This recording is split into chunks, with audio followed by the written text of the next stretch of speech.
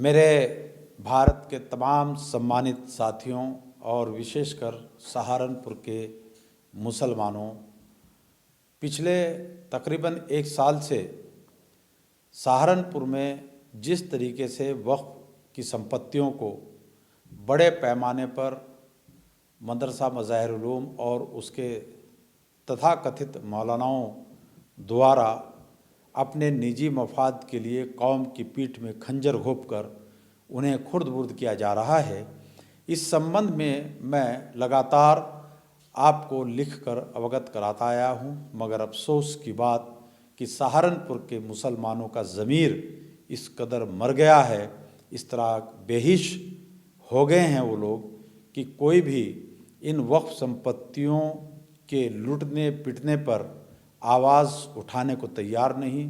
कोई भी मुसलमान या मुसलमानों का जनप्रतिनिधि मदरसा मज़ाहिरुल उलूम और उनके तथाकथित मौलानाओं से यह पूछने को तैयार नहीं कि आखिर ये जो लिखा और पढ़ा जा रहा है, जो कार्रवाइयाँ चल रही हैं, इस संपत्ति को, इस प्रॉपर्टी को आपको इस तरह खुर्द-बुर्द करने का हक अधिकार क्या है। मैंने और हमारे तमाम साथियों ने इस संबंध में सहारनपुर के सांसद और तीनों मुस्लिम विधायकों और तमाम जो ज़िम्मेदार लोग हैं, चाहे वो शहर काजी हों, जामा मस्जिद हों या पूर्व विधायक हों, उन सब से समय समय पर हमने लिखित में उन लोगों को दिया, उनके पास गए और उनसे कहा कि आप जनप्रतिनिधि हैं, जनता ने आपको निर्वाचित किया है, आपकी जिम्मेदारी है कि आप इन संपत्तियों के संबंध में, इनके रखरखाव के लिए संबंधित मौलानाओं से जो इनको खुर्द-बुर्द कर रहे हैं उनसे जवाब तलब करें या उनके पास जाएं। मगर अफसोस की बात, सांसद हाजी फजलुर रहमान को छोड़कर एक भी नेता, एक भी व्यक्ति,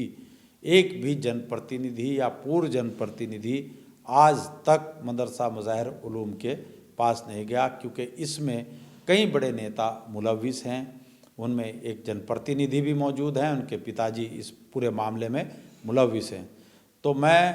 और कमाल की बात यह है कि मुसलमान जब भी अपने कमरों में बैठते हैं, घर में बैठते हैं, ड्राइंग रूम में बैठते हैं या मुसलमानों के बीच जाकर कोई सभा करते हैं, कोई मीटिंग करते हैं, वहाँ जाकर के रोना रोते कहते हैं बड़े हालात ख़राब हैं, मोदी और योगी की सरकार है, वो मुसलमानों की दुश्मन है। मैं पत्रकार इंतखाब आज़ाद हज़ारों दफ़ा ये बात कह चुका हूँ कि मोदी हो या योगी हो या अमित शाह, ये कोई भी ना मुसलमानों के दुश्मन थे, ना है और न इनसे कोई नुकसान था, ना है। वक्फ की संपत्ति कोई भी नरेंद्र मोदी जी नहीं खुर्द-बुर्द कर रहे हैं, अमित शाह जी नहीं खुर्द-बुर्द कर रहे हैं, उत्तर प्रदेश के मुख्यमंत्री योगी आदित्यनाथ जी खुर्द-बुर्द नहीं कर रहे हैं। सारी संपत्ति क्या तो मुसलमानों के जनप्रतिनिधि या मुसलमानों के हाजी और हाफिज जी या जो मुफ्ती मौलवी का तमगा लेकर इन संपत्तियों को खुर्द-बुर्द कर रहे हैं। कोई भी हिंदू, मैं बार बार कहता हूँ इस बात को कि मेरे पास एक भी ऐसा एग्जाम्पल नहीं है या एक भी मुद्दा ऐसा नहीं आया है कि जहाँ पर पुलिस ने जबरन कब्जा कराया हो, जहाँ किसी बनिए ब्राह्मण, SC, ST, OBC के किसी आदमी ने वक्फ की जायदाद को खुर्द-बुर्द किया हो, उस पर कब्जा किया हो। अगर इन संपत्तियों पर कब्जे किए जा रहे हैं, इन संपत्तियों को खुर्द-बुर्द किया जा रहा है, दर्जनों लोगों को किराएदार बता करके कोर्ट के अंदर मामलों को उलझा करके ये सारी संपत्तियाँ खुर्द-बुर्द की जा रही है, तो इसमें मदरसा मज़ाहिरुल उलूम जदीद के लोग शामिल हैं। और इस संबंध में मैं इंशाअल्लाह आप लोगों से बहुत जल्द गुफ्तगू करूँगा, क्योंकि पिछले 1.5-2 महीने से इस संबंध में हमने कुछ नहीं बोला था और कुछ नहीं लिखा था, क्योंकि मामला कोर्ट में भी विचाराधीन है और पुलिस प्रशासन के संज्ञान में भी है। जबकि इन संपत्तियों को खुर्द-बुर्द करने वाले मौलाना कोई भी ऐसा मौका नहीं चूक रहे जिससे इंतखाब आज़ाद को प्रताड़ित और अपमानित न किया जाए। वो लगातार मेरे बारे में षड्यंत्र रच रहे हैं, मेरे संबंध में जितना भी हो सकता है वो बकवास करते फिर रहे हैं। तो मैं भी इस संबंध में स्थानीय पुलिस प्रशासन के संज्ञान में डालकर कानूनन जो भी तरीके हैं उनको अपनाया जाएगा, क्योंकि मैं कानून में विश्वास करने वाला आदमी हूँ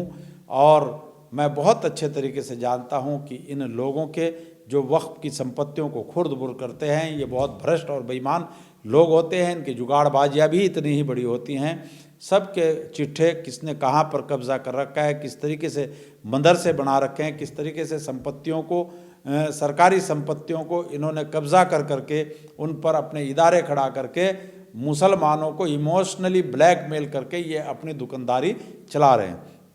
तो मेरा तमाम उन लोगों से दरख्वास्त है कि सबके पास मदरसा मज़ाहिर उलूम के जो ज़िम्मेदार खुद को बताते हैं उनके नंबर हैं, उनसे दूरभाष पर संपर्क करें, उनसे पूछें कि वक्फ नंबर 322 या दीगर प्रॉपर्टीज़ जो आप खुर्द-बुर्द कर रहे हैं वो ऐसा क्यों कर रहे हैं। साथियों, आपने मेरी बात को ध्यानपूर्वक सुना, उसके लिए आपका बहुत बहुत शुक्रिया। खुदा हाफिज़।